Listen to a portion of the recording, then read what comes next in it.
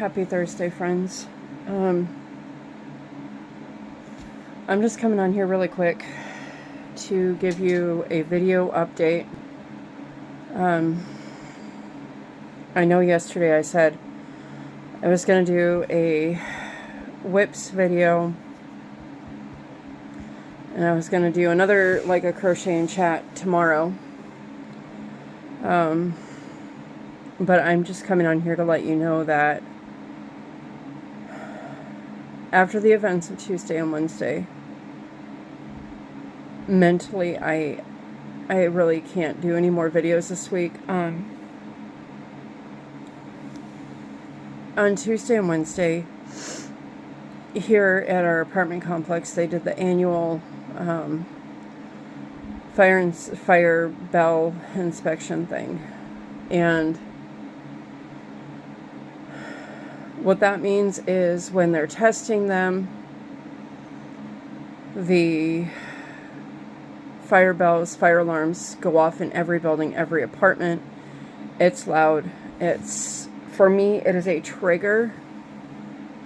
I'm sorry, this video is really not easy to make. On Tuesday, my husband was home, working from home, so it was a little easier for me to just pick up and leave and go do the things I needed to do until they were done. And it's not like the noise wasn't like sporadic. It was constant. It was like every 5 to 10, 15 minutes.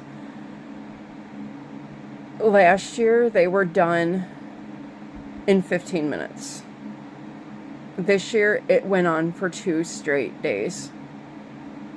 I'm glad to know everything works, but I don't think they take into consideration people like me that are triggered by that and can't just afford to pick up and leave and go somewhere. Especially where we live in Southern California, everything costs money. You got to pay to park, you got to pay to go here, you got to pay to go there. Gas is expensive. So Tuesday I was okay. I was like, all right, we're done Tuesday, that's it. They'll move to the other side of the complex.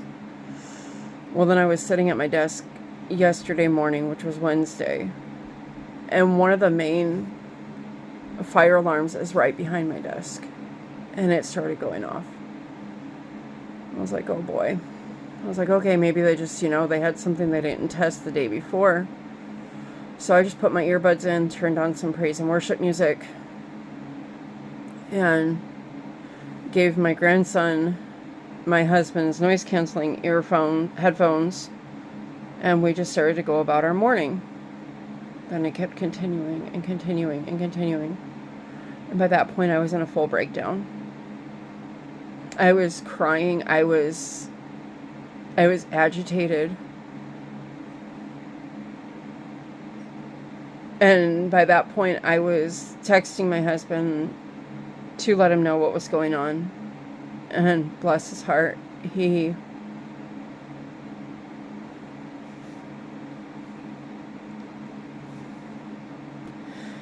knew why I was triggered.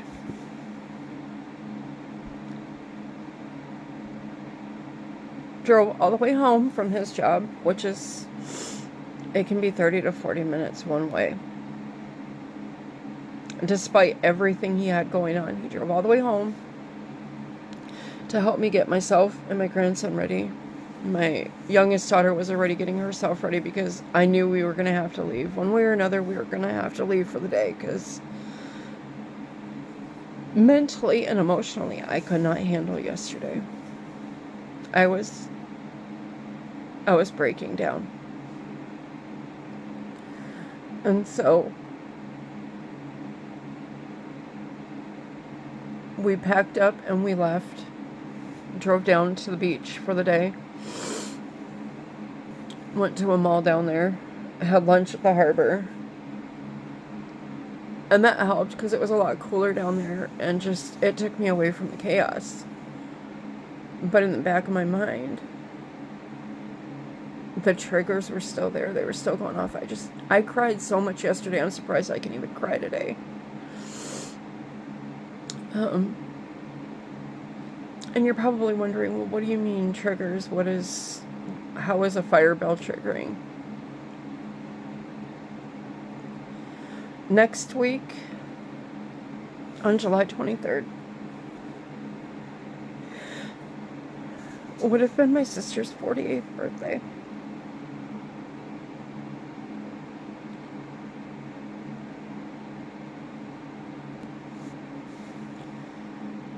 She didn't even make it to 6 months of age. She was killed just before Christmas in 1976.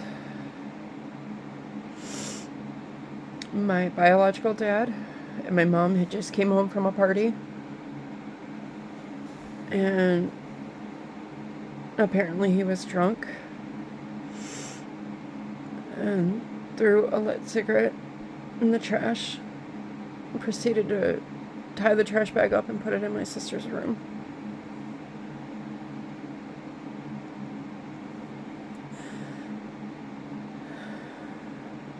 I'm sorry, I am shaking. This video is going to be all over the place. I'm sorry.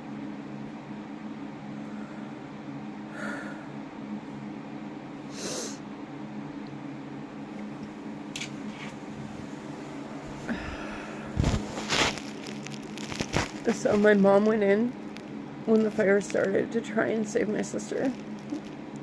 And I also heard that my mom's best friend was there. Also tried to go in and save my sister, and my dad pushed both of them back.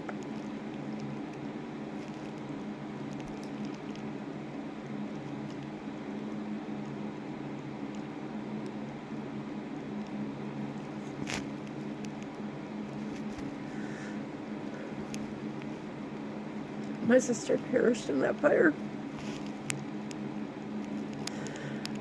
And that wasn't the only fire he set. He set my grandparents' house on fire. And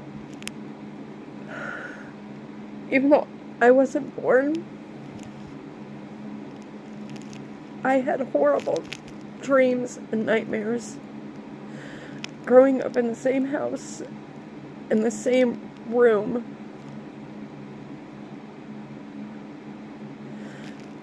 I had horrible dreams and nightmares of firefighters trying to come in and rescue us, even though I wasn't even born yet when all this took place.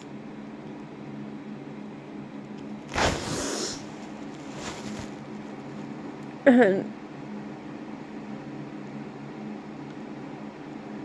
so anytime I hear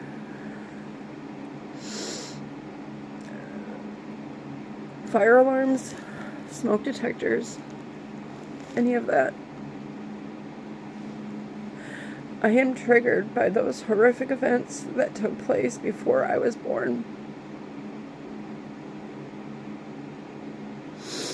They tried to play it off with my biological dad, saying that he had mental issues and had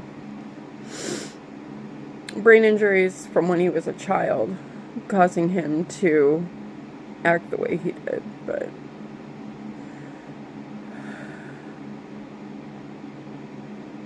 he died, I think it was about 15 years ago. I never really had a relationship with him, nor did I want to.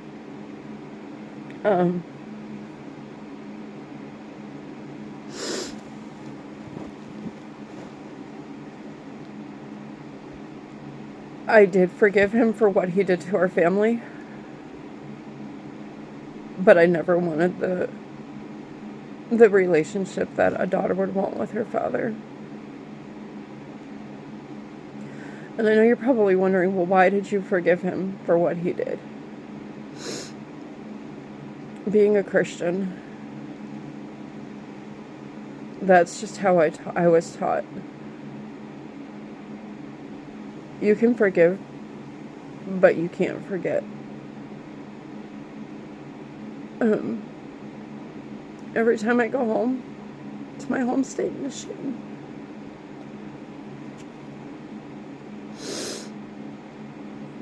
The only thing I have is to go to her graveside. I know she's not there anymore. It's just a grave. It's just a tombstone marker. But for me,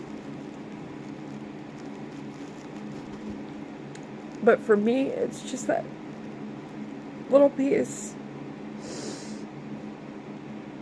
to be able to go and sit there by her graveside.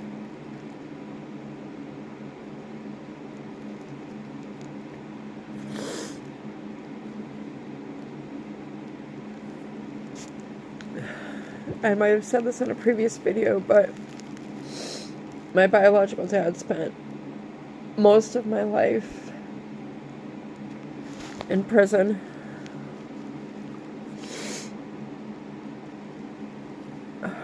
For many, many different reasons.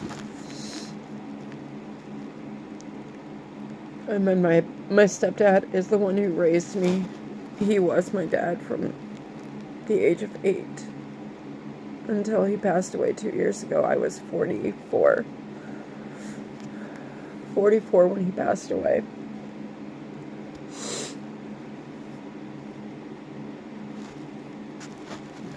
So, I know this was a lot of personal information that I'm laying out there right now. But I also don't want to leave you guys hanging and wondering what happened when I said I would be back with more videos this week. Quite honestly, I'm not going to be making any more videos this week. This is going to be it. I'll be back next week with some stuff, but I need time to just process everything that happened over the last 2 days.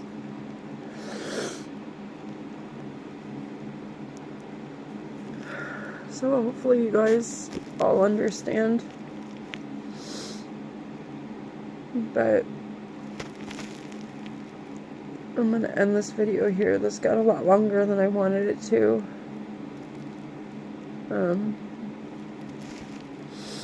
Just remember, I love you all. God loves you. And remember to be kind and be blessed. And I will see you all next week sometime. Bye, friends.